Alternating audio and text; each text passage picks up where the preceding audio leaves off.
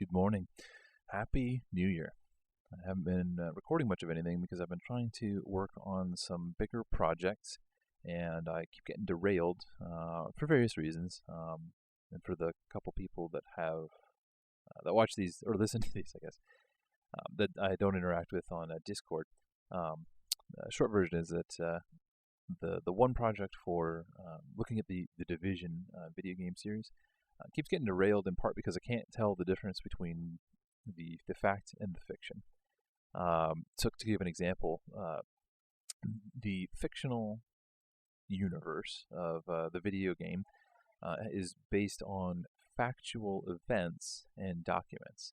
And so when things go into the realm of classified information where I can only find out so much and then I run into a wall that I cannot break through, it really becomes difficult to try and say, hey, look at this interesting thing and what's going on with it and look at how real this is or isn't.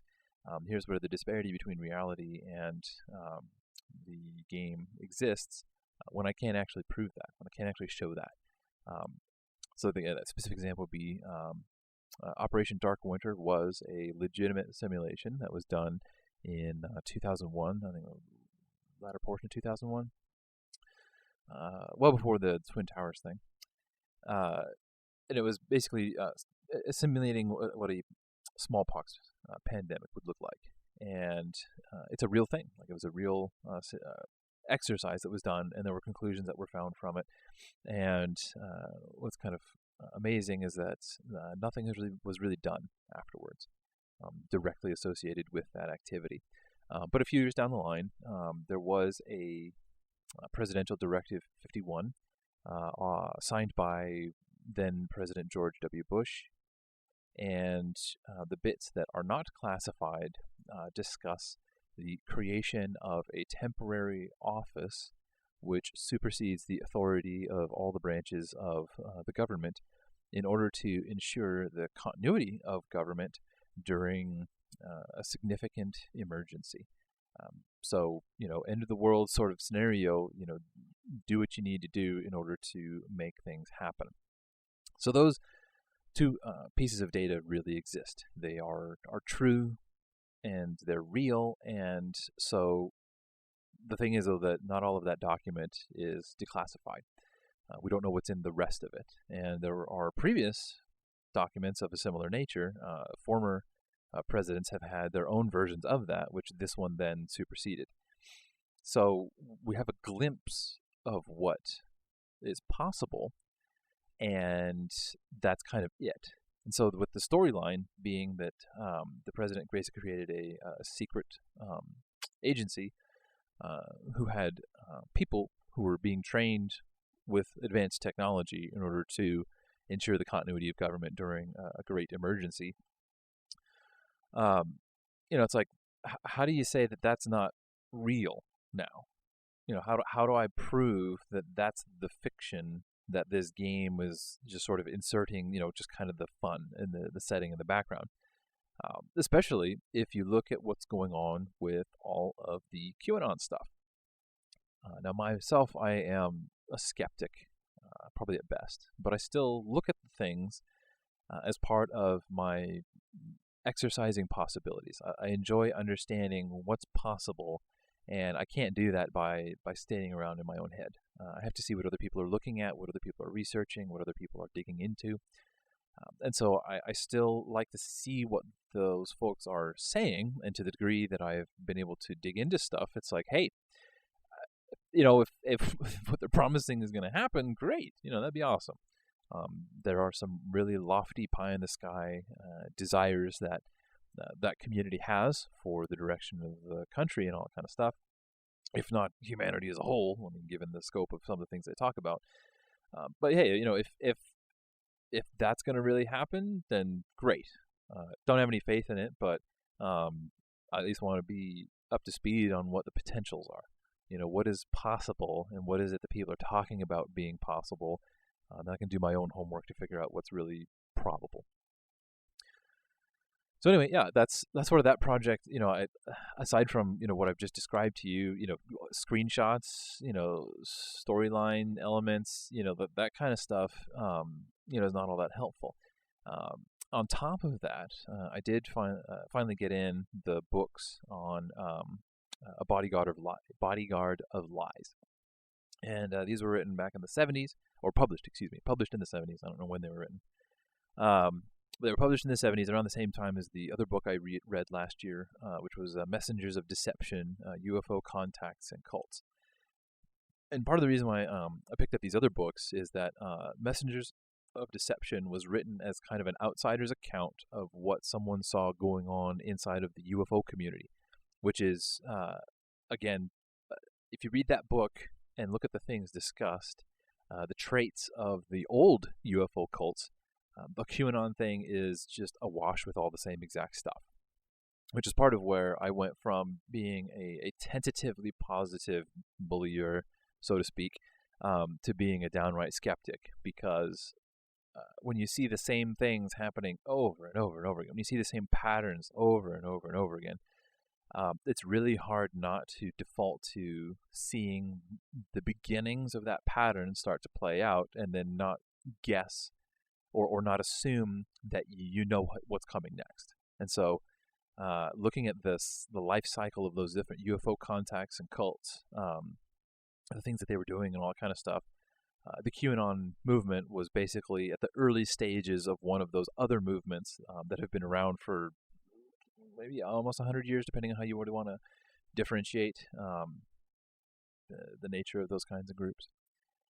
So, how do I make a presentation worth people's time where I basically say, hey, here's all this stuff that's going on, and we can't tell the difference between what's true and what's not, and we just kind of have to wait stuff out. So that's where that project's going, and why I haven't been able to publish anything on it, because aside from this 7 minutes or whatnot that I'm at now, it's like that's all I've got. Ultimately, that's all that I can know. Reading lots of stuff, looking at things, trying to think about stuff, but as far as tangible results of all that effort, that's effectively it. There you go. That's that's where that project's at right now. So yeah. In addition to that one, though, I had picked up another one dealing with a topic that is, I guess, depending on the circle of folks, it can be controversial. And it relates to lifestyle choices, things that Christians do on perhaps a day-to-day basis, but it's addressing aspects of worship. And in order to try not to taint the topic, my wife had sent me a video. It was a live stream that was discussing the topic, and it was frustrating. It was painful to get through the whole thing, because the people that were talking about stuff just didn't have intellectual consistency. It's not that they weren't trying to make good arguments or that they weren't jovial or whatnot, but just that even within the live stream, the arguments made, separated maybe by 20-30 minutes even, they didn't line up. The same argument for a thing was then used against another thing, another aspect of this topic, and there was no clear distinction as to why the difference in the way that it was handled played out. And I'm working really hard to dance around the topic, so that's part of why this description is a little more convoluted than it should necessarily be. It'll make more sense once I finally put that together. That live stream was about an hour long, and so especially if I'm going to present the whole live stream and then intersperse my commentary, that's going to be a longer project than anything I've done or published to date. And again, that's going to involve a lot of editing, a lot of me trying to piece things together, which is, again, it's a good stretch goal. Because this is audio and an image, static image, audio that I do a little bit of processing on, but that's it. So it's a good stretch goal when it comes to the ability to make videos and to have better skill with media. Whether or not it's as useful in the long run as I may have thought a year ago when I was kind of trying to get into this stuff, is it's certainly up for discussion. But it has helped to serve as an outlet for discussions in that when I talk to people in real life, I don't have this huge load of stuff that I'm trying to offload in a conversation, just like things I've been thinking about, and I got to talk about this, that, and the other. It's like the videos had served as a good release valve for a lot of this stuff, because if there was something that was pressing, if there was something that was just really at the forefront of my mind, I could record, a 10-minute video talking about it, kind of get it out of my system, and in most cases, it doesn't drive any more conversation. But what it did do, again, for me at least, was serve as a relief valve. And so I think that was good. And obviously, by the nature of this video now showing up, I needed another relief valve of sorts. Just because stuff is starting to come back up again. During the holiday season, it seems like folks kind of take a break from things. Stuff was certainly still happening, but it wasn't becoming such a big part of my world because so many other things were going on that there wasn't a felt need to try and get it off my chest so that I could have good interactions with other people in meet space. So here we are.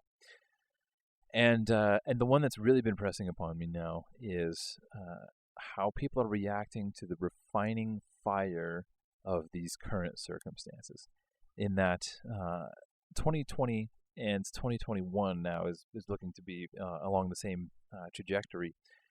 Both of them have really served to challenge every aspect of our life, what we really think is important and what we value, what we cherish, what we're willing to fight for, and what was merely held on to out of convenience.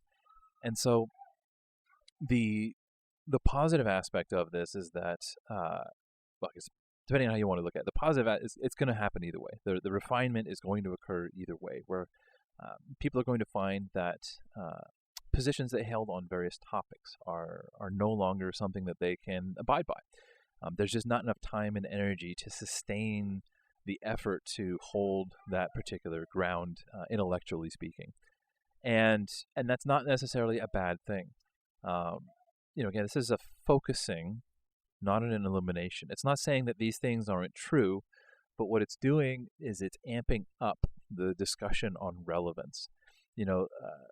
These things are true, but does it matter? If there is genuine concern with folks on where the next meal is going to come from because the lockdowns are continuing and there's no jobs, and they're hoping that the state will just continue to have the moratorium, or whatever the correct word is that I was thinking of, if that's not the right one, on evictions. If you're not able to pay the bills, if all these things are going on in the midst of this time period for you or for your family or for people that there's clearly going to be some stuff that you just can't invest time and energy into caring about any longer.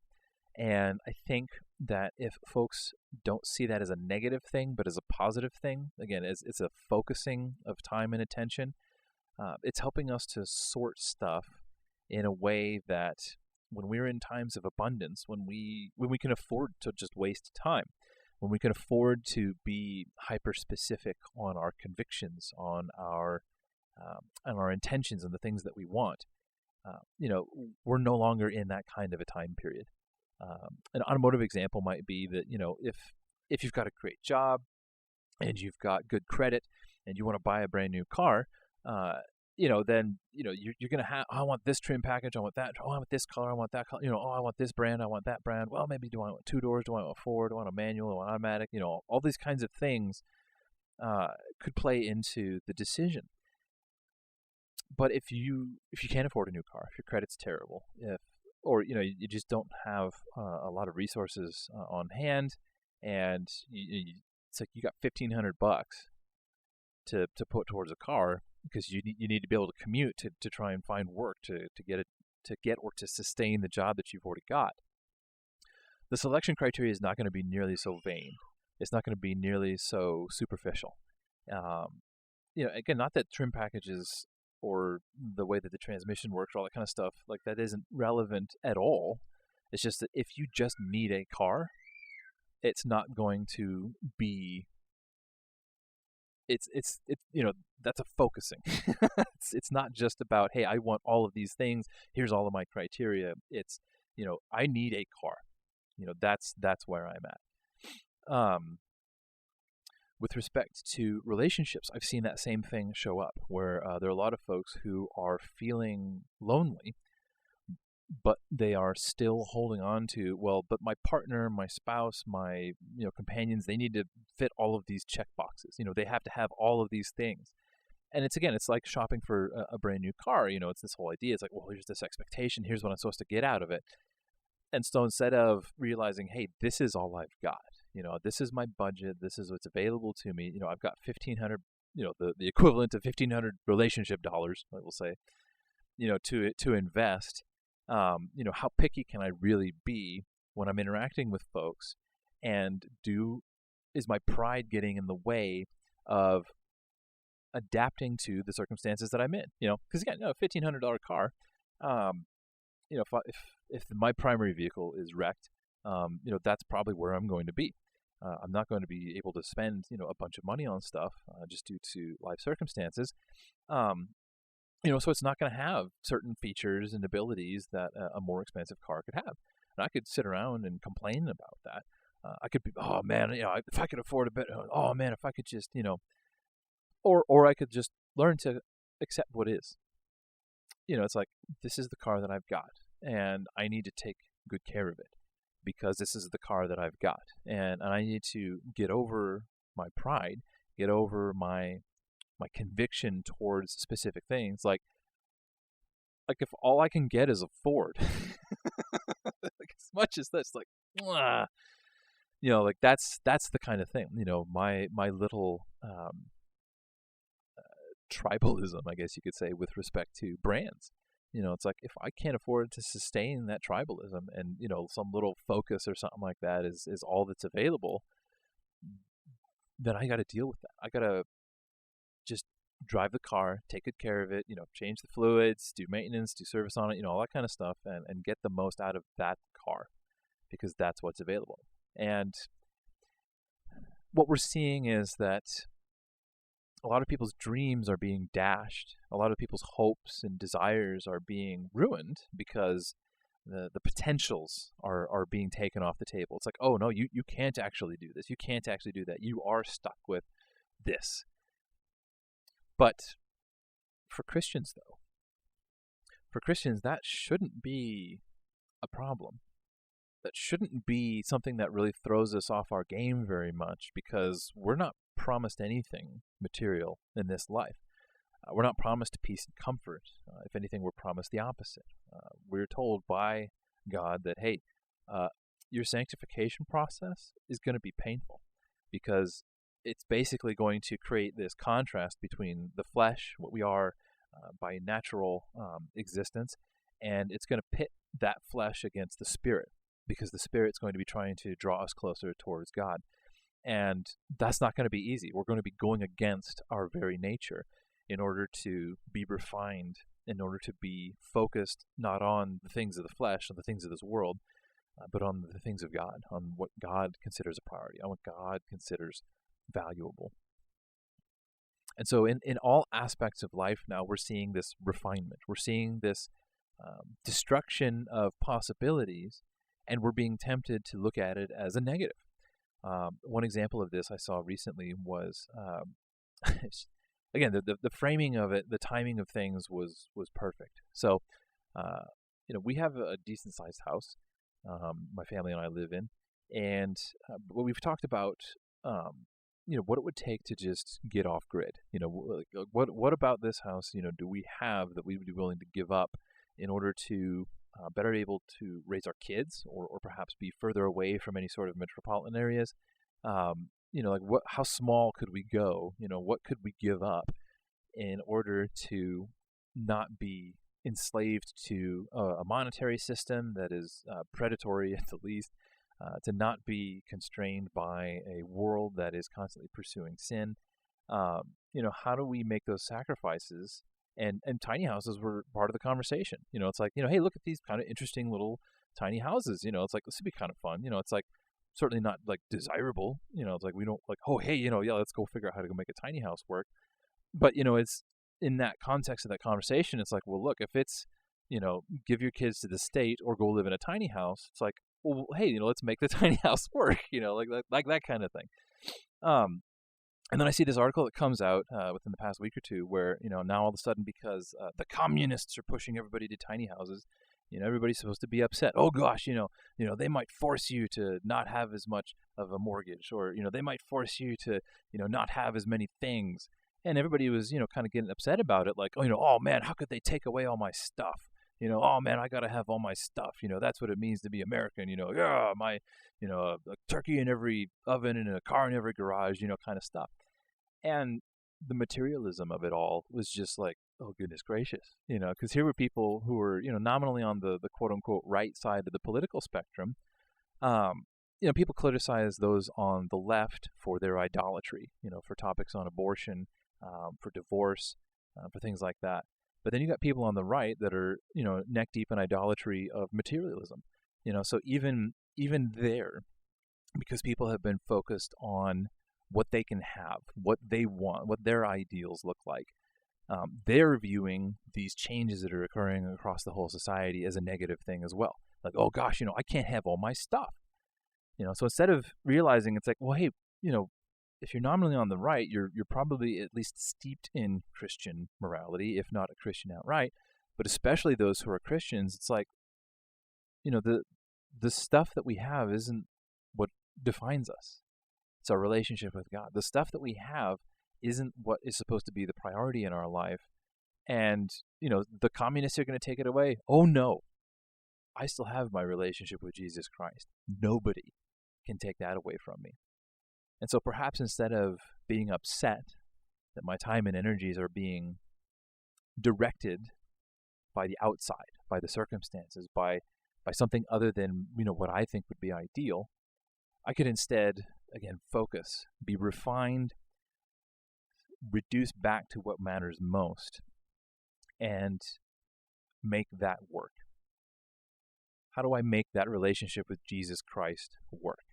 Because if that's all I really have to rely on, if that's all I'm ever guaranteed in this life, is that I'm going to have access to God through Jesus Christ. I'm going to have the Holy Spirit given to me to provide wisdom, to provide encouragement, to provide strength in difficult times.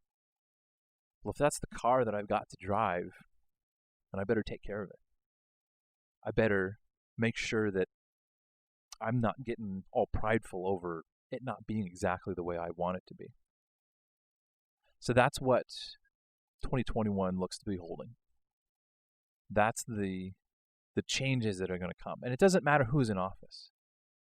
It doesn't matter whether it's going to be Trump or Biden. That trend is going to continue. And why it even started is a whole different conversation, but that's what's going to be coming. We are going through a refining fire. The things that we think matter most are being challenged, and we're going to have to let some stuff go. But the good news is that nothing we have to let go of in this life is worth holding on to in the first place. Nothing that we can let go of was going to be coming with us into eternity anyway. Because I can't just let go of who Jesus Christ is. I can't just let go of what that relationship means. And nobody can take it from me. It's not something I did by myself. I didn't come up with this system. I didn't write these texts. I didn't want this relationship by default. So I'm not the only one that's determining everything in that relationship. But I am the one who decides how to spend my time. I am the one that decides where to spend my money. I am the one that decides who to talk to, who to have fellowship with. I am the one that decides, do I wear a mask or not? Those things, those small choices are still within my power, limited as it is. And what I do with that power, that's what's up That's what's on the plate to be evaluated. So instead of looking at that as a negative, as a terrible tragedy, let's instead look at it as a positive, as an opportunity to reevaluate and really figure out what matters most. Because on the other side of reevaluation, on the other side of refinement is purity, is clarity, is a life that is not spoiled with distractions and imperfections. Let's embrace the sanctification process, regardless of the means that God uses to bring it about. And let's draw closer to God. Let's make the car work. Let's invest in our relationship with Jesus Christ.